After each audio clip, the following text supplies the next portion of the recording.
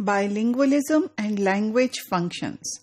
The ability of the bilinguals to access the languages they know depend, of course, on their ability or their proficiency in those languages, but it is also intrinsically related to the functions for which they use the languages.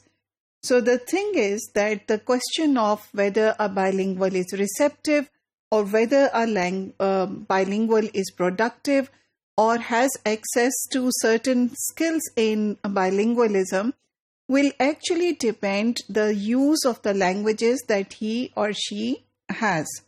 So we are saying that his skills or her skills of bilingualism actually depend on the language functions or the different contexts in which he or she is using those languages. Let me give you an example in this context. For instance, if you're learning English only for reading and writing, then it is a possibility that you might not actually acquire oracy skills in English language.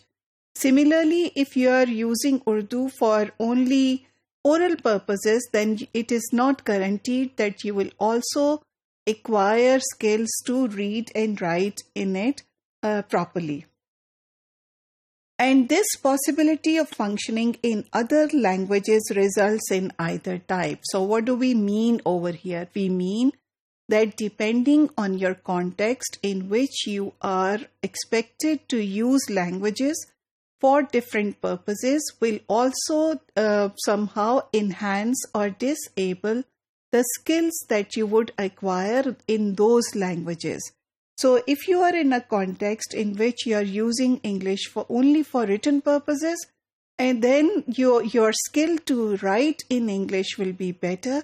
But again, as I reminded you earlier, your skill to speak or to listen or to process that language might not be as good as your other skills. So we are also need to saying over here, and we need to keep this in mind, that usually that is more often than not, bilingual use of different repertoires that they have are dependent on the political and social and the contextual factors in a given context. More often than not, bilinguals have a very good sense of their what languages they need to speak, what effect would be created if they used one language rather than the other language. So they constantly switch between languages, or they choose different languages for different purposes. This kind of pressures usually are not there for monolinguals, for whom it is only a matter of adjusting their vocabulary to the context in which they are using it.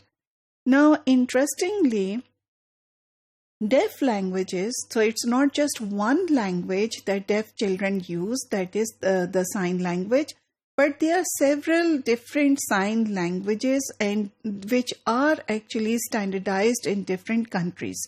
So the way the sign language is used in Russia would be different as sign language is used in Asia, or how sign language is used in America, for instance. So the same applies for deaf children also, that depending on the purpose for which they use languages, whether written languages, reading languages, or sign languages, their skill in those languages will be dependent on those functions.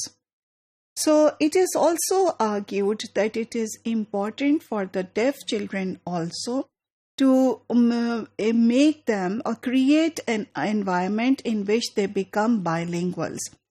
The problem comes, for instance, when you have immigrant parents who move into a country and they don't know the main language of that country, and neither do they know the sign language of that country.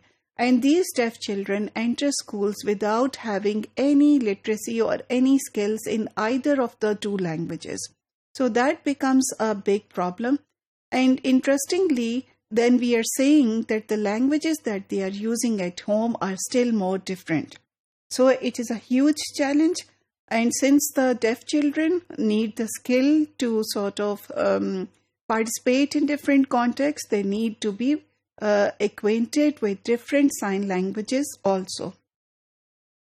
So if attention is not paid, then the problem might occur that the deaf children might not acquire the standard sign language. So we are saying that if schools who have deaf children, 1 or 2 deaf children within their classes, and if they don't pay attention to teaching them the standard sign language, that child can actually, when he grows up or she grows up, can be very vulnerable to different types of dangers, because he or she will not be able to communicate in the standard deaf language or sign language of the country. Hence, he or she will not be able to sort of express himself or herself. So learning only one sign language is not a good idea at all. And this concept of bilingual education must also be extended to children with this deafness problem. So this bilingual education of the deaf children has received very little attention from the governments worldwide, and that is because they are considered a minority and they are not given that center stage, or their issues are not highlighted.